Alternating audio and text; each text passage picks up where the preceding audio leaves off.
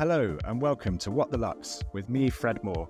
And me, Anant Sharma. Together we lead Matterform, a design consultancy specialising in brand, digital experience and content.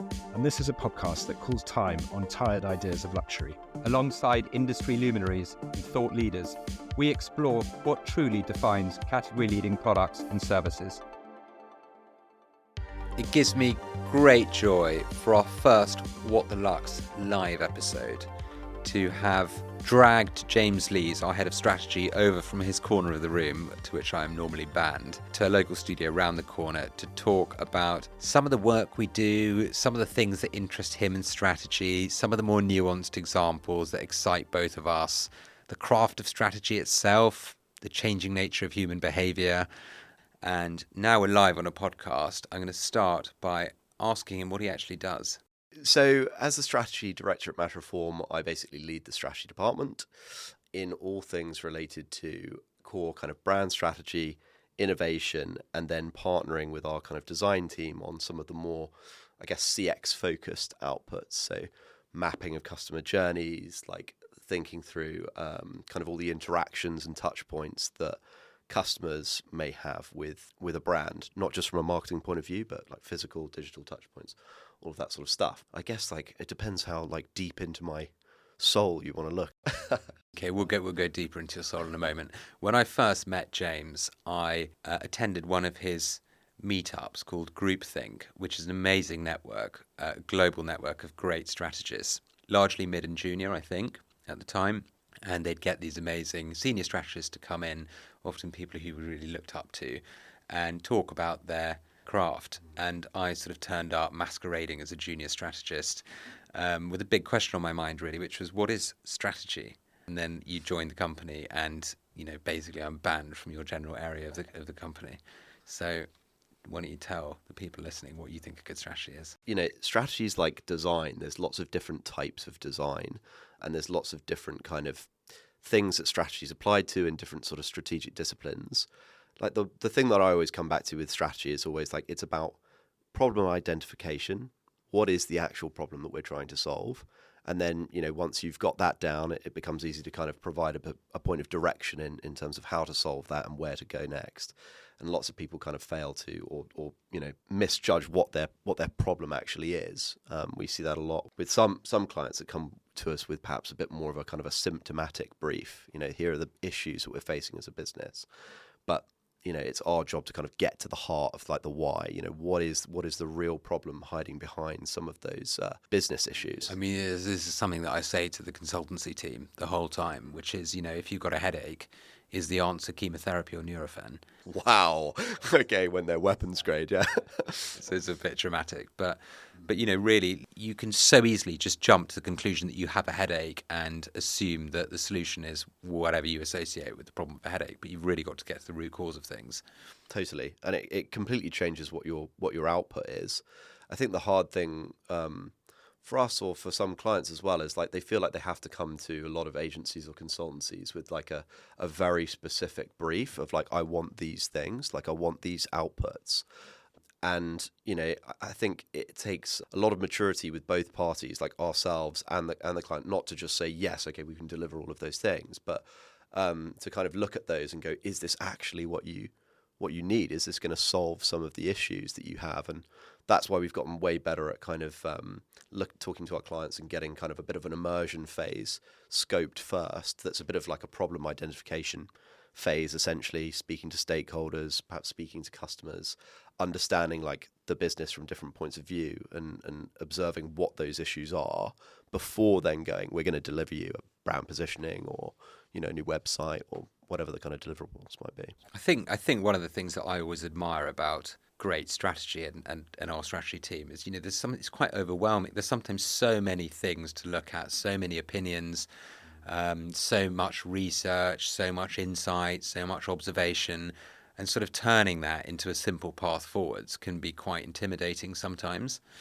Maybe you're just not wired that way. Maybe you just don't find it intimidating. But I sometimes look at this whole breadth, this world of a brand with all of the sort of consumer, you know, research and perspectives and everything. And I just think, my God, I think that's where, you know, getting to, and sometimes, you know, research will help you to do this and then further research and insight will help you to go one further. But it's like, again, if you've got a clear North Star of like what that brief is, what you're trying to challenge or address, then it becomes very easy to filter through all of that information.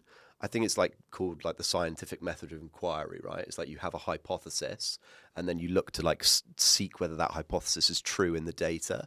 Whereas if you just like look at every piece of data without a sense of perhaps where an answer might be or the problem that you're trying to solve, you do end up drowning in things. And adjusting against the bias, that's appropriate to the context of where that information comes from, which I think is often missed, especially with more junior strategists. I've noticed, you got to basically correct information based on its source. I mean, this is a big one. Is like, it's probably the hardest thing. And it's definitely more of like an advanced research kind of skill, is being able to accept when your hypothesis or the thing that you're going into that research is like wrong, or like it needs to be adjusted because the information that you're finding out is not, congruent with what you're trying to, the narrative that you're already kind of formulating in your head from various sources.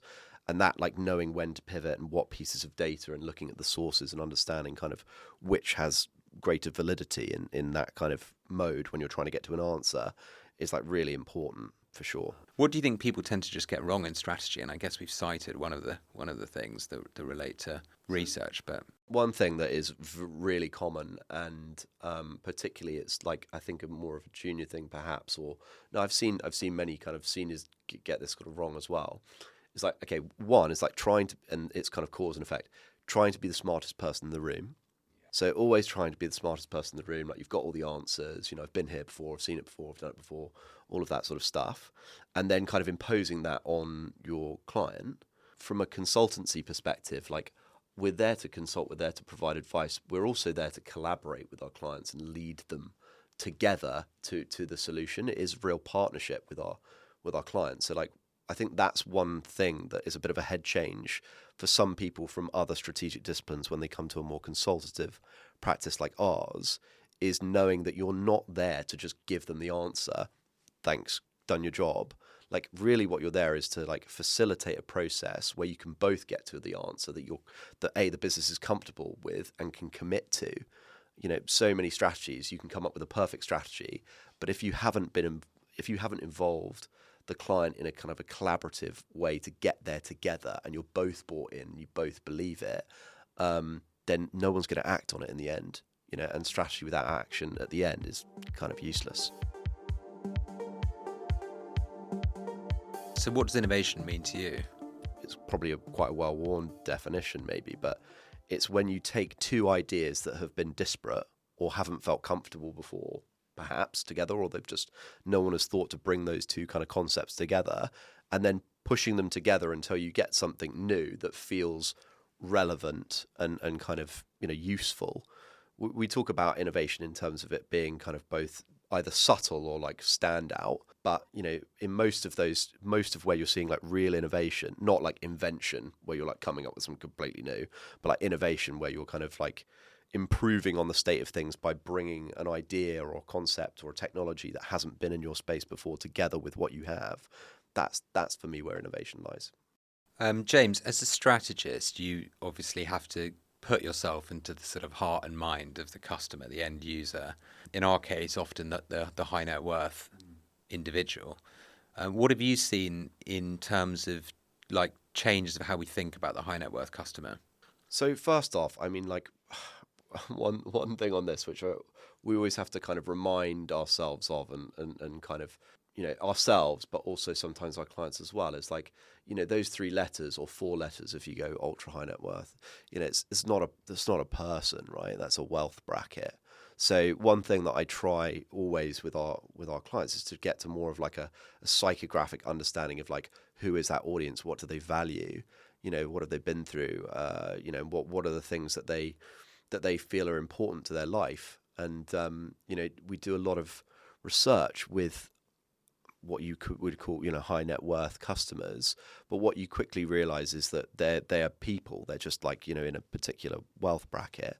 And they have a lot of the similar kind of concerns, wants, needs, desires as other groups, like, You might take a age-based classification or whatnot, but it's really we need to dig into that way more, and that's something that we try to get our clients to kind of think about. We're moving from this like material economy to an experience economy, as people love to cite. I think for some generations, maybe that's true, but then also do those generations have potentially access to the wealth to buy some of the things that previous generations did? I think there's a lot to kind of unpack there, really. I don't think it's as simple as saying like we're completely swinging the other way. I think the one like I remember sort of 5, maybe even 10 years ago, everyone was like, let's like subscription model everything, And it's like it works for some stuff, but it really doesn't work for others. So it's kind of, I know that's a different point to kind of experience versus product and stuff. But the subscription thing is interesting because it's opened up whole new worlds to those who, wouldn't be able to make a capital expenditure that once was required. So it's broadened out access to, in inverted commas, luxury, like a term that I frankly think is constrictive. But, it's changed what people can do and the personas they can choose to inhabit and the people that they can imagine they are in different circumstances. And I think, my personal opinion is quite interesting. I think people are acting out different roles in different walks of life and in different moments. Yeah, I think that's probably true. I mean, it allows people to kind of test things that they're into as well, which is interesting versus making like a big buyout, particularly with some luxury items where you're far more kind of test and learn, or you're trying something out versus just like you want to buy. I think cars are like a particular one, right? It's an obvious one. You're not necessarily buying outright cash like the Bentley. You're kind of leasing it, or you're doing hire purchase. And The future of all of those models is like sort of subscription based. I think a lot of people get the benefits of that. Like it's not I own a Bentley. I own a Bentley, but I kind of rent it as well. Like it's that sort of thing. It allows them to chop and change. I mean, the people love that new car smell. I've worked on automotive before, and it's really quite attractive to people for 2 reasons. One, because 3 reasons. One, you don't have like a huge cost outlay when you're buying something. 2, any responsibility for the thing breaking or anything is usually covered by the kind of the cost that you're wrapped into. And thirdly, like people like change. People actually like to change stuff. I don't want to be stuck with this hunk of metal. Actually, like in 2 years' time, I want to change, or my life stage might change as well. I might have a kid or something like that, and therefore, that flexibility is really kind of welcomed. Status, James, is a big part of luxury. It's a bit crass. We don't like talking about it, but it's inherent to what drives all of us to some extent. How has status changed, in your opinion, over the last 5 to 10 years? That is perhaps one that does perhaps like differ depending upon generation, like age generation, but also kind of social group. You've probably got different friendship groups that value different things. And so, status is, to be clear, like is pretty much always associated with kind of how you perceive yourself in the realm of how it works in your social dynamic with others, right? So you can of course there's like intrinsic status, like people perhaps buy a Rolex because it feels like it marks a certain achievement in their life, going from one job to another or something like that. So that's what you call kind of an intrinsic benefit to that kind of brand. But a lot of these things are extrinsic, and it's about kind of signaling. And I think the only thing that's changed is perhaps like different generations have different attitudes to what is, quote unquote, like kind of cool, and therefore has status attached to it. A few years ago, right, I remember this as like a little bit of a soundbite cliche or whatever, but it was like health is wealth. It's that kind of statement. It's like when you don't have huge stacks of cash, it's about like your body and your image and like all of that stuff. What's your opinion on sort of like gaming and investments people make in digital assets and gaming environments to signal? So yeah, I do enjoy gaming. There's obviously, that's the way that the industry has gone, is like microtransactions and selling skins and trophies and special weapons and stuff like that, particularly online, to kind of help players. I see it more as like self-expression. I think that's where like status is kind of like attached to perhaps more self-expression in games than traditional kind of markers of status where it's like, look at me, I've got the gold skin that was like £2,000. Like I'm not sure like that level of kind of status really necessarily works hugely well in that arena. I think one thing that we often talk to our clients about is the rewards or the things that we're the most proud to talk about, and the things that we attach status to are often things that we have to earn or like work towards. And I think there's definitely like things within gaming where people are more proud of or happy to express certain parts of themselves when they've earned that. They've completed the 10,000 hours, or they've finished a boss or a level or whatever. The ritual, the invested effort, the things that ultimately create a more meaningful connection between yourself and the brand. This is one thing that we try to talk to our clients about a lot is, when we're thinking about those, like what we call brand interactions, so those moments where a guest or a customer is interacting with the brand and those kind of signature moments, are there any experiences or moments that you can create for guests or customers where they've had to go through something to kind of get it? It's almost like the cult philosophy, right? It's like what often cults do. They put people through a shared experience, often a grim shared experience. But after having gone through that collectively, whether it's like a bad cult or something like Soul Cycle, people genuinely feel like more bought in to each other and to that brand and that experience. It's why stuff like the Labo's mixing ritual at the point of sale is just so powerful, right? You've invested a bit of yourself in the process. To build on the point around ritual and rewarding behaviours, let's talk about loyalty, because I think loyalty is something many brands get really, really wrong.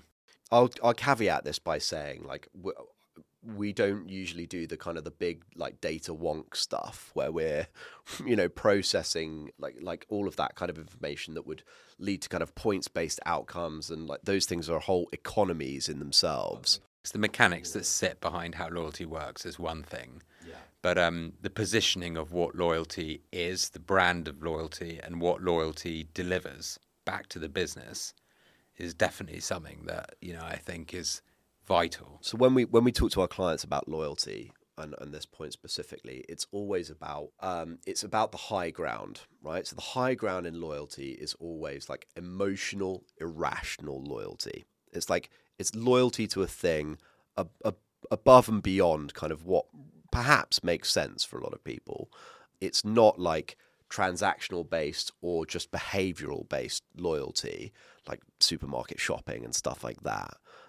It's more like, how can we, take people who are already loyal, or perhaps push people into that category of loyalty, like number of visits, amount bought, whatever, and keep them engaged or draw them deeper into our world? Are there experiences that we can create? Is there access level of access or products or services that perhaps we could create for that group that keeps them even more kind of locked in or kind of, espousing the virtues of the brand that they already kind of love? But I think where loyalty goes wrong is where it rewards often loyalty. And like when we say loyalty, it's like a word that's often attached to like schemes, loyalty schemes, programs, what rewards programs or whatever. Where those things go wrong is that they reward the wrong behavior. They reward people for doing something they were going to do anyway, right? So they just reward your heavy buyer for being a heavy buyer, which they're going to keep doing. And that's a deeply unexciting driver, especially given the fact we're talking about high net worth. A thinly veiled route into another promotional tactic devalues your brand and discourages loyalty, in my opinion. Yeah, people sniff this stuff out. I've talked to, high net worth customers for lots of different brands, and they're always, when we're presenting like a concept, like a new innovative concept to them and getting kind of a bit of feedback, they're always like, this really for the brand's benefit and not for mine. They're probably also the type of customer that's the most used to people trying to rip them off as well, which breeds that kind of hypercritical kind of way in. So that's often something that we have to, work to understand with our clients when we come up with a new concept, is like balance the kind of the reward, right? Make sure that the brand's getting out something that they want to do because they're encouraging perhaps a new behavior in the customer that they want, right? So for hospitality, for example, like a common one is we want people to move around the portfolio. Right? Why would you want that? Well, you want that because if people just keep going back to the same place, which people often do, we're creatures of habit and we like knowing our GM and we like going to stay at this place, that's fine, but people will at some point get bored or kind of like age out. What you really want is people like loyalty to a larger kind of brand and experience. Well, you want to transfer equity from the joy or the relationship they have with that individual property into the master brand, because that creates a more sustainable future. Totally. I mean, that's what builds like a big brand versus the individual kind of product brands, you could call them. Well, how choices are framed and how people build value references in their mind, I think, is really interesting. You know, there's an example from The Economist that's in a sort of behavioral science pop psychology book. I can't remember which one, but when they first launched online, they sold a online subscription for about $60 and a print subscription for $120. And everyone picked the online one because it was a lot cheaper, even though this was a version 1 of the internet and the experience was terrible. When they anchored it with a third option, which was print and online for $120, you know, 95% plus chose print and online because it seemed like great value, you know, compared to just receiving a print version for the same price. I mean, people are so basic in the final moments of conversion, and really thinking about value references and anchoring and specific language around how you turn something from it feeling a bit like a promotion into something that's a benefit or something that's a scarcity, you know, is just often overlooked when it comes to that final transactional moment. What's your pain point with what's asked of us? I think luxury is pretty safe. I think it's a pretty safe place. I think there's lots of brands that have been doing well for possibly hundreds of years. And there's a little bit of like, well, we're still doing pretty well. And actually, you know, why do we need to like change or adapt? And, you know, for some of those businesses, they'd be dead right. And for others, you know, they'd be dead wrong, and kind of time will tell. But I think like that's one of the frustrations, I guess, for us is like when you're dealing with particularly like heritage brands, they're often scared of losing the audience that they have, and they want to keep doing things the way that they've been doing. And I'm not saying like throw away the ateliers and you know, all of that sort of stuff, but I do think that today there are opportunities even for those brands to be, again, like pushing the boat. They should be leaders. We all know most brand managers stay at a brand for about 2 years, maybe 3 before moving on. Like that is like a truism. And it's why often like advertising agencies pull their hair out, because they've been building a brand through like advertising and comms and all of that sort of stuff. And they've been building an image over time. And then that person leaves. And then it's a new world order every time. And then you're creating a new set of thing, which you back to square one, basically, if you start building a new kind of image and stuff. Luxury tend to create markets, right? You know, you tend to be category leading. You tend to be creating desire for things perhaps people didn't know they wanted or needed. And so I don't think it's a market that's rooted in insight or research. I think it's a market that assumes it knows its customer and it leads its customer to new places, which I think is a great strength and is exciting, and, you know, often leads to great craft, R&D, engineering, you know, thought leadership, design leadership. I just feel it's a bit missing. This, like, how do we study the customer and try and find unmet needs that we can base the future of our product around? I mean, I know everyone in the industry talks about this, but I think too often insight is confused with observation, and too often insight is confused with shallow research. Yeah, I think that's fair. Obviously, the world's changed so quickly, and sometimes the greatest joy we have as a business, I think, is being able to invent new things. It's a very, very different job when you're moving a large enterprise organization from one thing to another. I know what you used to joke about this, but I think that process is like therapy for the business. You know, I think we're being hired as the shrink. You come in, you listen to the truth of what the business is, you listen to sometimes the ideals that exist in the boardroom, you try and bridge the two, and then you have to take people on a journey. And there's a heavy load on the consultancy and strategy teams to make people feel like their voices have been heard. and to not lose the essence of what made that business special to begin with. And like, we tend to work with businesses that are already quite successful, right? Some businesses are focused on turning companies around. I don't think that's really what we do. But occasionally it's like a breath of fresh air when we can invent something new and apply, I think, the learnings from those large organizations to fresh upstart companies or new offerings from existing larger businesses. Talk to us about, like a journey that you've been on doing that. I mean, two sort of come to mind. I mean, one, I can't mention the brand, but for one of our kind of larger, more global sort of hospitality clients, getting to work with them on a bit about loyalty and also kind of imagine perhaps what you do with your like very important guests and the kind of creation of like, sort of a secret members club and that sort of stuff. Like that was a really cool project because you're thinking about, a loyal audience, but how do you kind of create something new that's going to, kind of create new behaviors and get them kind of bought into the brand in an even deeper way. So that was one. But another one that I'm kind of really proud of that we worked on, our strategy team, was for a new client that we called Odera on one of the it's based on Tinos, which is one of the Cyclades in Greece. Yeah, it was just a really interesting project because from start to finish, we were working with a hotel that was being built. So they had an architectural kind of plan, but they didn't have a story. And they came to us looking for, yes, a story, but also then how to bring that story to life in the guest experience, because none of that had been sort of mapped yet. And not to go too deep into this case study, but one of the really interesting things about the island of Tinos and our job as really both kind of placemaking and positioning this new hotel was to understand like the story of the island. And the story of the island, both in history and today, is that it is a center of kind of marble craftsmanship, excellence. People make all kinds of things there, like a bus stop made out of marble. It's incredible.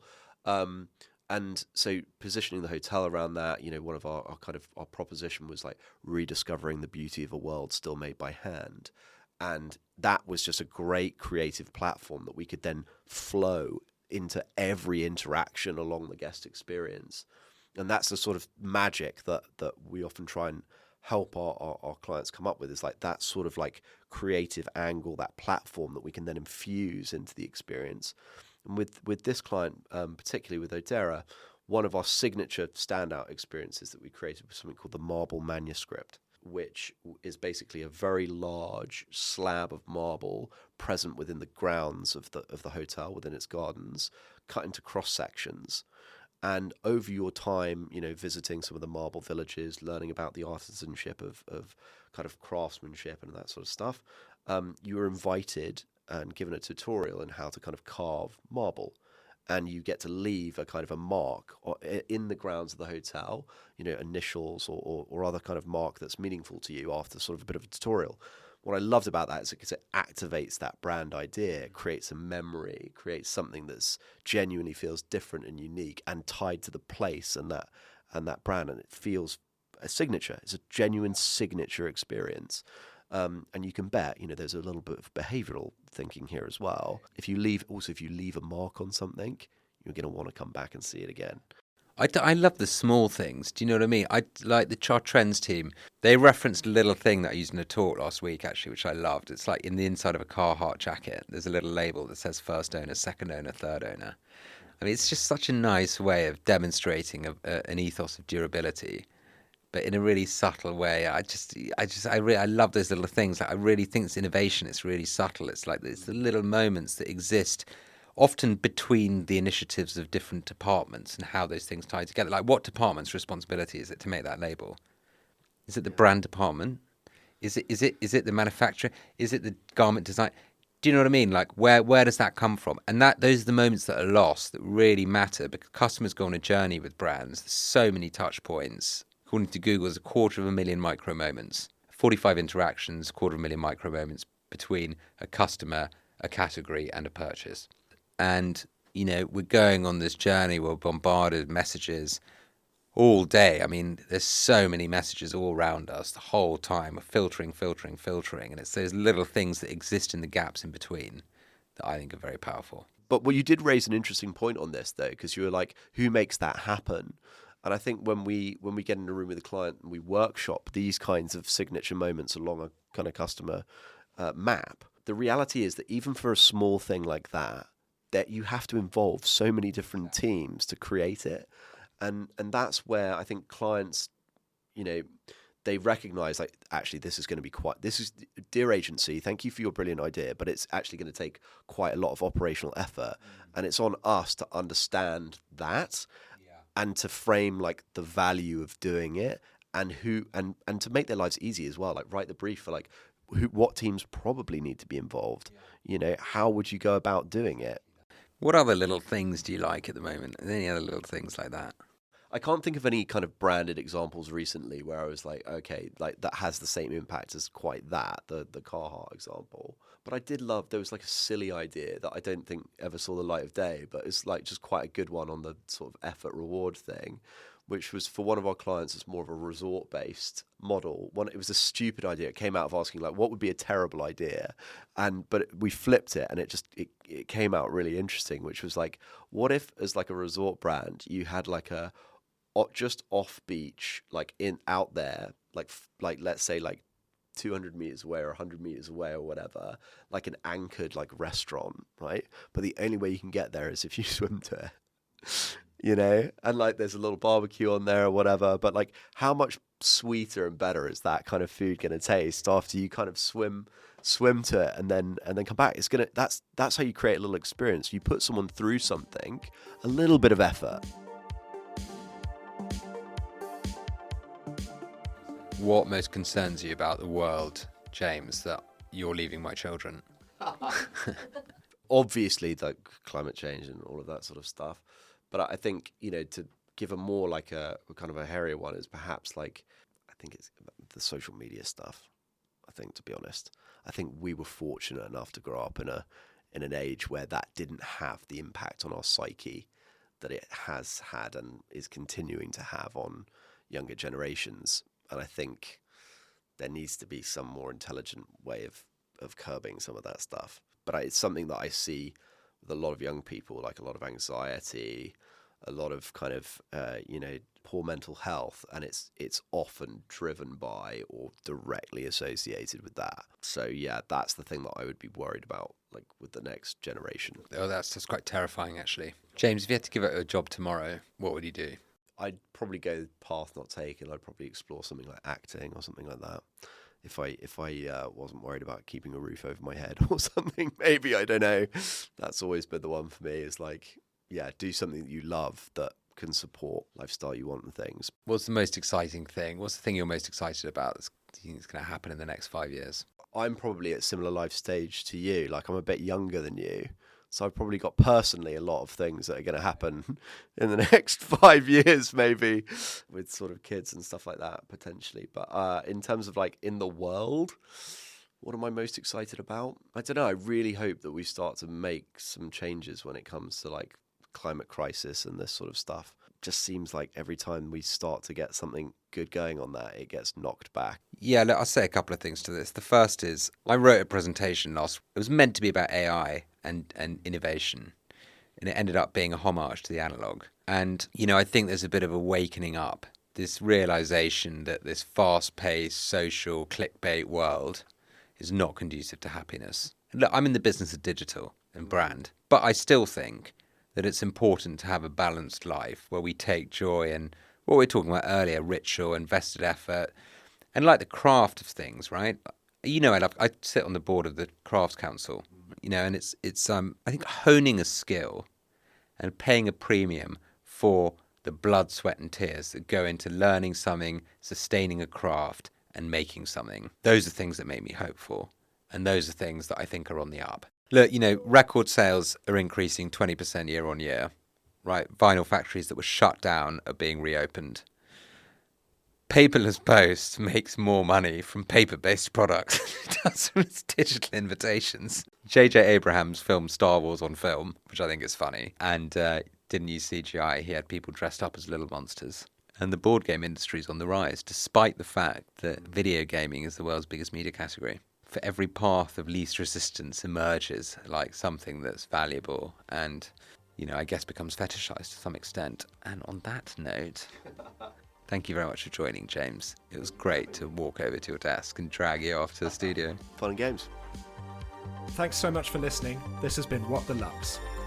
You can find us on socials at Matter of Form and drop us any questions or comments on Twitter using the hashtag #WhatTheLuxe. And if you're a luxury brand looking for strategy or design that goes beyond the banal, get in touch via hello@matterofform.com and chat to one of our consultants. And so, until next time.